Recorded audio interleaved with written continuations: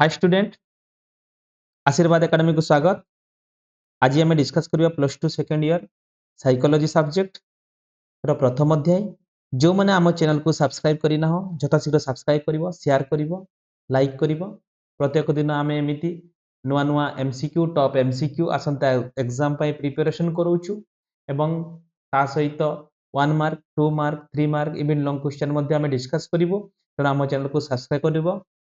तो सहित जो मैंने घरे बसी ऑनलाइन कोचिंग क्लास एवं डेली टेस्ट पाई इच्छा प्रकाश करूछंती, प्ले स्टोर को जे आशीर्वाद एकेडमी एप्स डाउनलोड करिवो एवं सेथिरे हमर विभिन्न प्रकार टेस्ट दिया जाउची, हैंड राइटिंग नोट्स दिया जाउची एवं हमें क्वेश्चन आंसर रो सब सॉल्व रो टिप्स एवं ट्रिक्स मध्ये दउछु।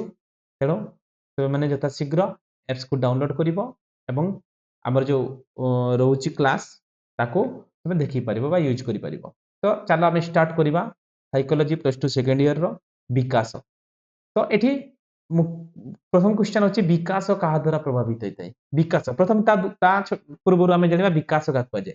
विकास गोटे शिशुर जो परिवर्तन उभय शारीरिक और मानसिक जो परिवर्तन संघटित होता है ताको कहे विकास। तो ये जो शारीरिक और मानसिक परिवर्तन केमिति होता है ना गोटे परिपक्वन एवं शिक्षण द्वारा होता है। परिपक्वन और शिक्षण कहले कौन ना गोटे उत्तम गोटे शिशु जदि उत्तम स्वास्थ्य पाइबापी जदि आम स्वास्थ्य देवाई चेष्टा करवा ताले निश्चित भाव में ताकू से भाया वातावरण से भाया परिवेश रखापी पड़ो एवं ताकू से भाया शिक्षा देवाई पड़ो। तेणु विकास उभय परिपक्वन एवं शिक्षण द्वारा प्रभावित होता है। ठीक अच्छे। नेक्स्ट क्वेश्चन ना गर्भधारण रु जन्म पर्यंत समय नाम कौन? गोटे शिशु जन्म होगा पर्यंत तार कौन नाम रही तो तार ना हूँ प्राक जनन अवस्था। मनुष्यर प्रत्येक क्षेत्र में गुणात्मक परिवर्तन को कौन कह जाए? मनुष्यर प्रत्येक क्षेत्र में एपरिक नख बढ़िया आमर स्किन बढ़िया बा मुंड बड़ हवा गोटे छुआ वृद्धि पाइबा तार गोड़ हाथ बड़ हम गोड़ हाथ मोटापण हम मोटा हम यह कौन कह जाए? गुणात्मक तार विभिन्न प्रकार गुण बदल जो आवेग बढ़ उत्साहपूर्ण आमर चेतना शक्ति वृद्धि पाइब यह सब को कौन कह जाए? यही सब को वृद्धि विकास बयस व्यवहार वृद्धि और विकास भितर तुम मान निश्चित भाव में डिफरेन्स आसुथिबो कोडी ना कोडी कंफ्यूज होउथिबो। सर कई पिला कहउथिबो वृद्धि कई पिला कहउथिबो विकास। एक्चुअली देखो गुणात्मक परिवर्तन गुणर परिवर्तन वृद्धि कहिले गोटे छोट छुआटी अछि से बड़ हबो मींस आज 4 फुट अछि काली 5 फुट 6 फुट हबो ताको कह वृद्धि। बट विकास कहिले ता चिंताधारा मध्ये वृद्धि पाइबो ता चिंताधारा रे मध्ये परिवर्तन हबो। तेणु गुणात्मक परिवर्तन कहिले एठी तार चिंताधारा रे मध्ये परिवर्तन हेबो। तेणु राइट आंसर होची विकास। तेणु राइट आंसर होची ना विकास। ठीक अछि। नंबर 4 क्वेश्चन मनुष्यर क्रमिक और प्रगतिशील परिवर्तन को कौन कहा जाए? मनुष्यर जो क्रमिक और प्रगतिशील परिवर्तन होउची मनुष्यर धीरे धीरे धीरे धीरे धीरे जो क्रमिक और प्रगतिशील होउची तार परिवर्तन को साधारणतः में कौन कहबा ना साधारणतः ताको में विकास ही कहबा। कारण प्रगतिशील आज गोटे मनीष अच्छी आज धर शारीरिक और मानसिक प्रगतिशील कहले शारीरिक मानसिक उभय परिवर्तन को आम विकास कहबा। बट कौन सी जदि आम खाली शारीरिक वृद्धि होतिबो ताहाले आम ताको कहबा वृद्धि किंतु उभय मानसिक और शारीरिक जदि वृद्धि पाइला ताहाले आम ताको कहबा विकास। स्थूल और सूक्ष्म गुणात्मक कौशल शिशुटीर केउ समय देखा जाए? स्थूल एवं सूक्ष्म गुणात्मक कौ अवस्था शिशुटी स्थूल और सूक्ष्म गुणात्मक कौशल देखा जाए?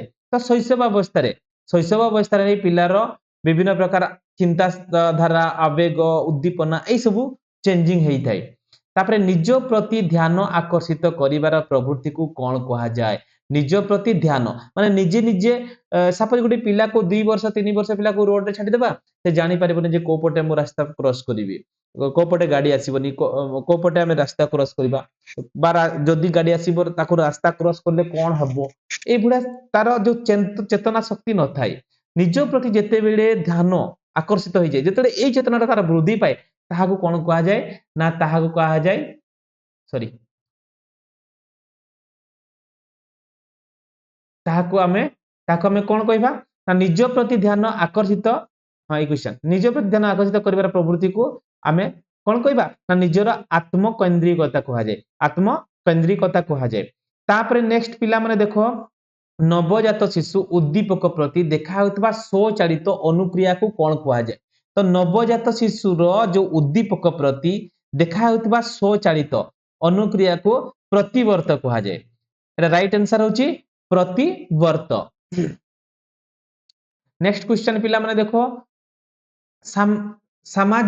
सामाजिकीकरण प्रक्रिया केउठारे आरंभ होइताय देखो सामाजिकीकरण प्रक्रिया घर गृह प्रथम सबुठारु प्रथम शिक्षा केंद्र होउची गृह आ प्रथम शिक्षक होउचंती बापा मां तेनु सामाजिकीकरण प्रक्रिया गोटे पिलार गृह ठारु आरंभ होइताय द राइट आंसर इज गृह नेक्स्ट क्वेश्चन होची कोनोसी विशेष धरणर व्यवहारिक आविर्भूषम को कोन कहा जाय कोनोसी विशेष धरणर व्यवहार आविर्भाव समय को कोनोसी विशेष धरण सपोज किछि चेंजिंग जो समयटा रहिबो तो को समय रे हमर क्रांतिक पर्याय समय रे कोन हुए ना चेंजिंग आरंभ हुए जन्म ठारु 1 मास हेबा पर्यंत बयर शिशु को कोन कहा जन्म ठारु 1 मास नवजात शिशु कहा जिवो ताको जन्म ठारु 1 मास व्यक्तित्वर अंतर्मुखी और बहिर्मुखी रूपे दुईटी श्रेणी किए वर्गीकरण करथिले वेरी वेरी इंपोर्टेंट यूइंग कोन करथिले